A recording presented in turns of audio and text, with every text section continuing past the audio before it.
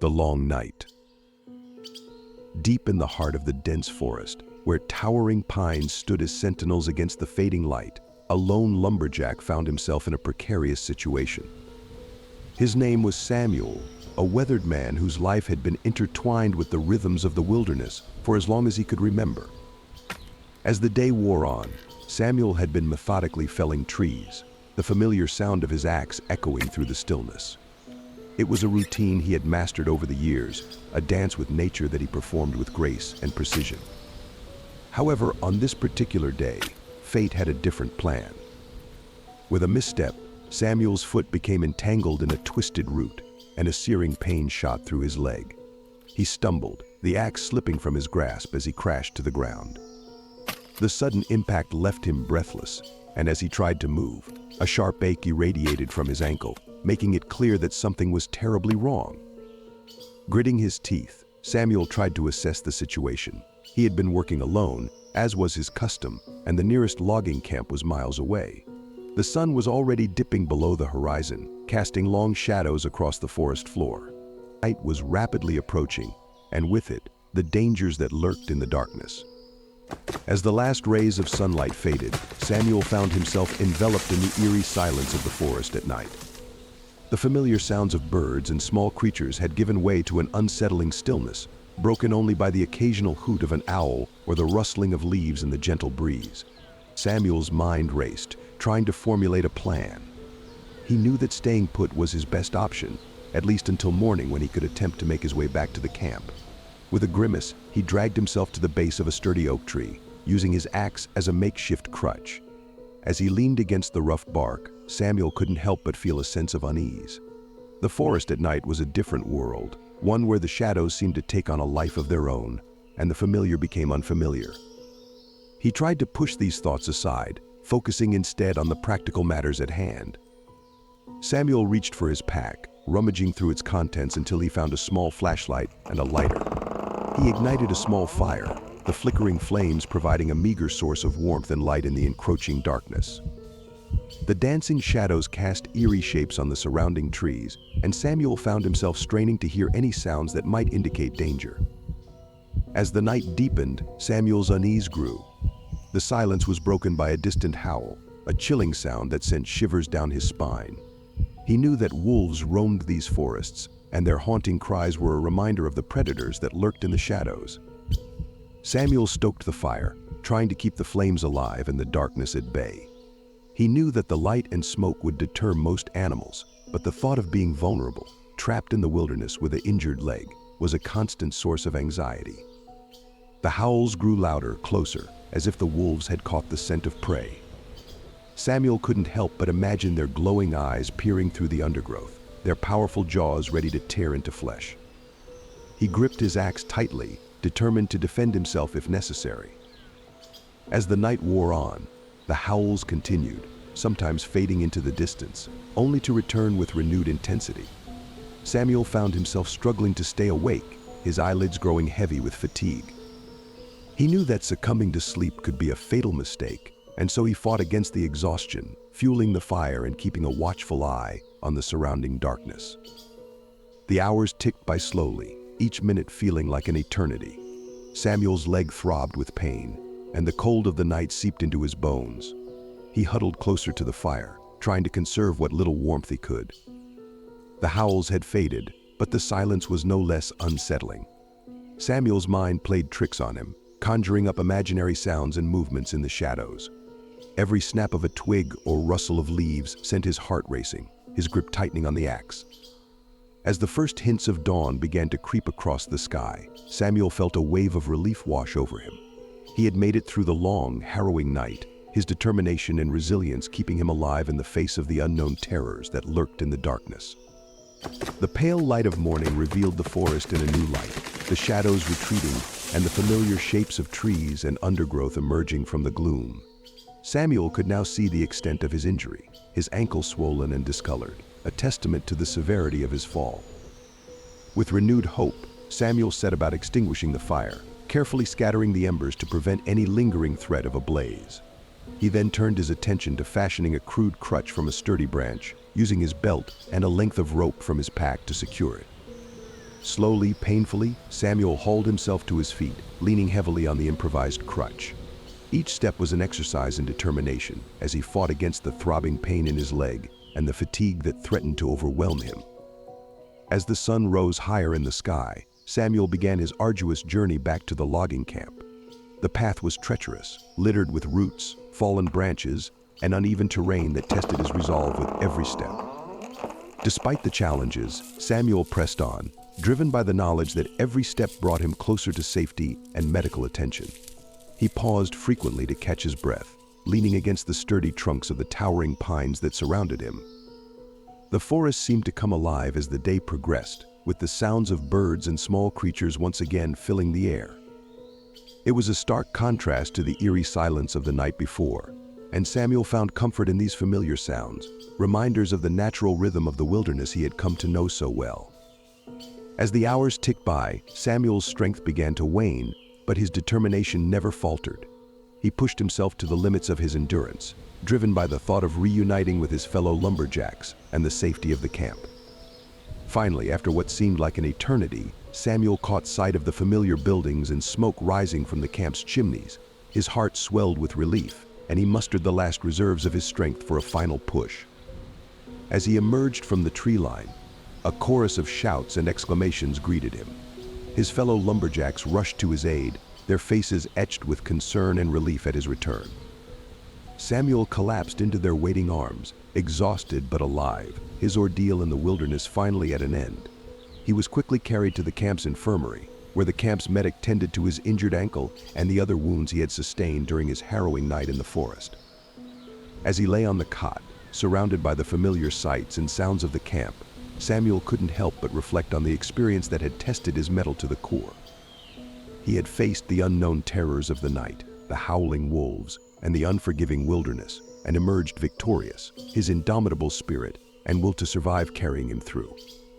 From that day forward, Samuel's respect for the power of nature and the fragility of human existence only deepened. He knew that he had been granted a second chance, and he vowed to never take the beauty and danger of the wilderness for granted again. The haunting revelation. The night crept in with an eerie silence, blanketing the forest in a thick veil of darkness. Two teenagers, Alex and Samantha, had made the ill-advised decision to cut through the woods, hoping to shave off some time on their journey home. Little did they know, the path they had chosen would lead them into a realm of unspeakable dread. "Are you sure this is the right way?" Samantha whispered, her voice trembling with uncertainty. Alex, ever the confident one, nodded. "Of course. We've taken this shortcut before, remember." But as they ventured deeper into the woods, the familiar landmarks they had relied upon seemed to vanish, swallowed by the encroaching shadows. The path they had been following gradually disappeared, consumed by the tangled undergrowth and fallen branches that littered the forest floor. With each step, the darkness seemed to press in around them, suffocating and oppressive. "I think we're lost," Samantha admitted, her voice barely audible over the eerie silence that had enveloped them. Alex swallowed hard, refusing to let his fear show. "Don't worry, we'll find our way out. Just stay close to me." But as they pressed on, the sounds of the forest began to take on a sinister quality. Rustling leaves and snapping twigs seemed to echo all around them, as if something unseen were stalking their every move. The deeper they wandered, the more unsettling the forest became. Strange shapes seemed to lurk in the shadows, just beyond the reach of their vision. Samantha could have sworn she heard whispers on the night breeze, voices too faint and indistinct to make out. "Did you hear that?" she asked, her heart pounding in her chest. Alex shook his head, his brow furrowed with concern. "Hear what?" Samantha opened her mouth to respond, but the words died on her lips as a chilling howl pierced the night, sending icy tendrils of fear coursing through her veins. As they pressed on, the forest seemed to close in around them, the trees twisting and contorting into grotesque shapes that played tricks on their minds. Shadows danced at the edges of their vision, taking on forms that defied logic and reason. "Alex, I'm scared," Samantha whimpered, her voice quivering with barely contained terror. But Alex remained silent, his eyes fixed on something in the distance, something that Samantha couldn't quite make out. "Alex," she ventured, reaching out to touch his arm. He flinched away from her, his eyes wide and haunted. "Can't you see it?" he whispered, his voice strained and hoarse. "It's watching us." Samantha followed Alex's gaze, her heart pounding in her ears as she strained to see what had so thoroughly unnerved her friend. At first, she saw nothing but the twisted shapes of the trees and the inky blackness that surrounded them. But then, in the distance, she saw a faint, flickering light that seemed to pulse and throb with a life of its own. As she watched, transfixed, the light began to move, weaving through the trees with a sinuous grace that sent shivers down her spine. "What is that?" she breathed, her voice barely above a whisper. Alex shook his head slowly, his eyes never leaving the strange light. "I don't know," he murmured, "but I think it's been leading us here all along." As the light drew nearer, Samantha felt a creeping sense of dread settle over her, a primal fear that spoke to something deep within her psyche. Whatever this thing was, it was not of this world, and they had stumbled into its domain. With a sudden burst of adrenaline, Samantha grabbed Alex's hand and pulled him away from the approaching light.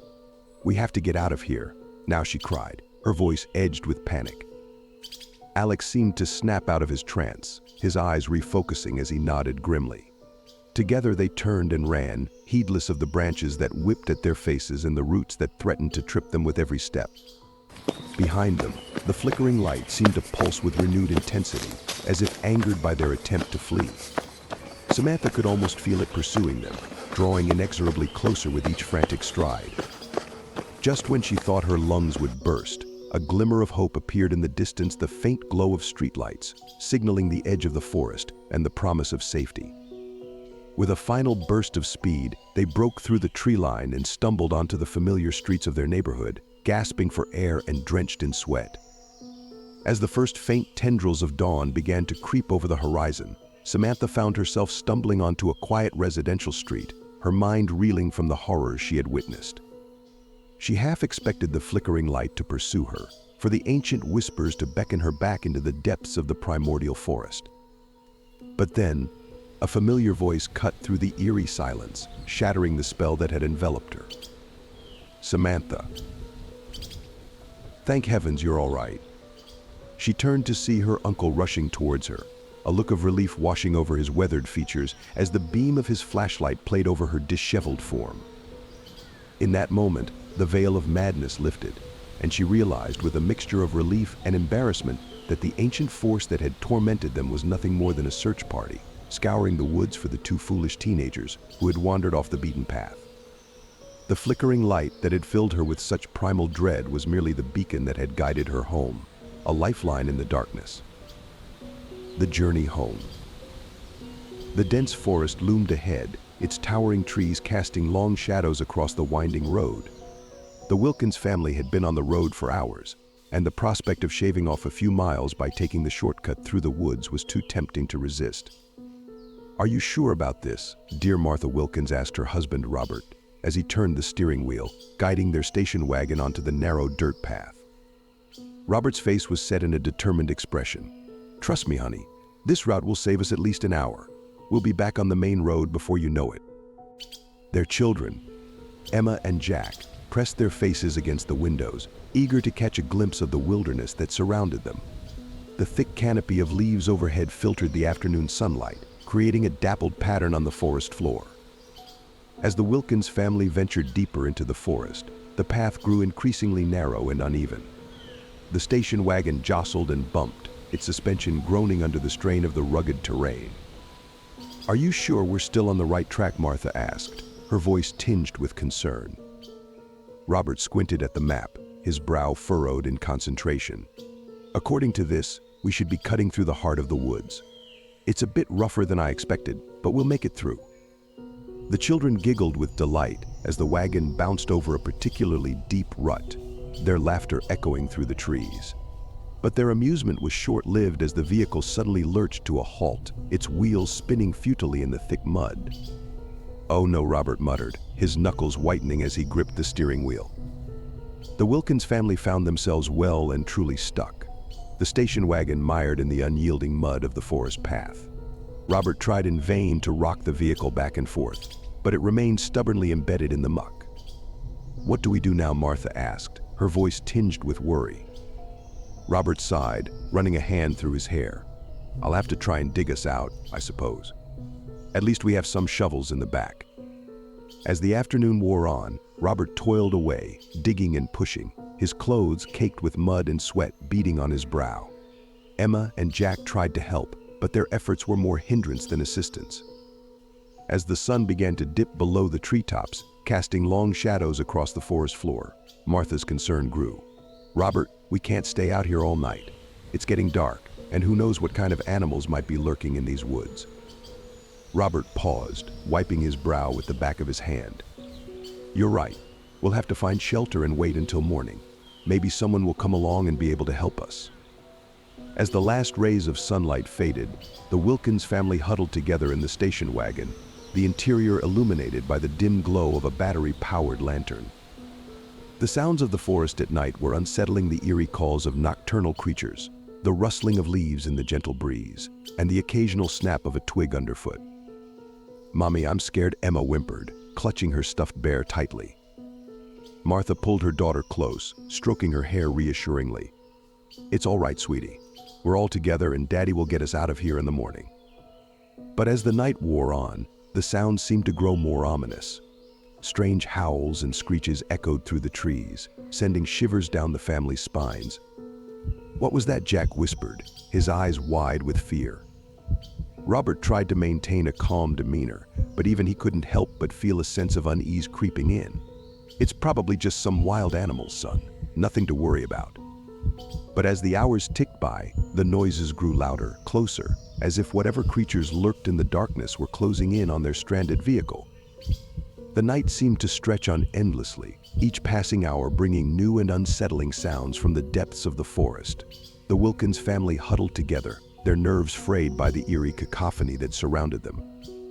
Robert tried his best to remain strong for his family, but even he couldn't deny the growing sense of unease that gripped him. The howls and screeches seemed to be drawing closer, as if whatever creatures lurked in the darkness were circling their stranded vehicle, toying with them.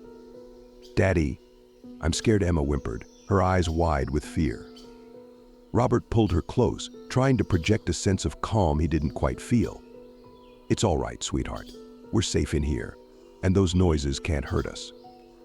But as the night wore on, the sounds became more frenzied, more unsettling. Strange scratching noises could be heard against the sides of the wagon, as if something was trying to claw its way inside. Martha clutched Jack tightly, her face pale with fear. "Robert, what if they find a way in?" Robert swallowed hard, his mind racing for a solution. "We'll have to be ready to defend ourselves if it comes to that," he said, his voice low and determined. With trembling hands, he retrieved the emergency tools from the wagon's storage compartment: a tire iron, a heavy flashlight, and a small pocket knife. It wasn't much, but it was all they had. The long, harrowing night seemed to stretch on forever, but finally, the first hints of daylight began to creep through the trees. As the sun rose, the eerie sounds of the night slowly faded, replaced by the familiar chirping of birds and the gentle rustling of leaves in the morning breeze. The Wilkins family emerged from the wagon, blinking in the bright light, their faces etched with exhaustion and relief. They surveyed the area around their vehicle, searching for any signs of the creatures that had tormented them through the night. To their surprise, there were no tracks, no evidence of anything prowling around their stranded wagon. The only signs of disturbance were a few scratches on the side of the vehicle, likely caused by a fallen branch or a stray rock. Robert shook his head, his brow furrowed in confusion. "I could have sworn I heard something out there last night." Martha placed a comforting hand on his arm. "Maybe it was just the sounds of the forest playing tricks on our minds. We were all exhausted and on edge." As the morning wore on, the family set about trying to free the wagon from the mud once more. With renewed energy and determination, they dug and pushed, finally managing to dislodge the vehicle from its muddy prison. With a sense of relief and gratitude, the Wilkins family piled back into the station wagon, leaving the eerie forest behind them. As they emerged onto the main road, they couldn't help but feel a newfound appreciation for the comforts of civilization.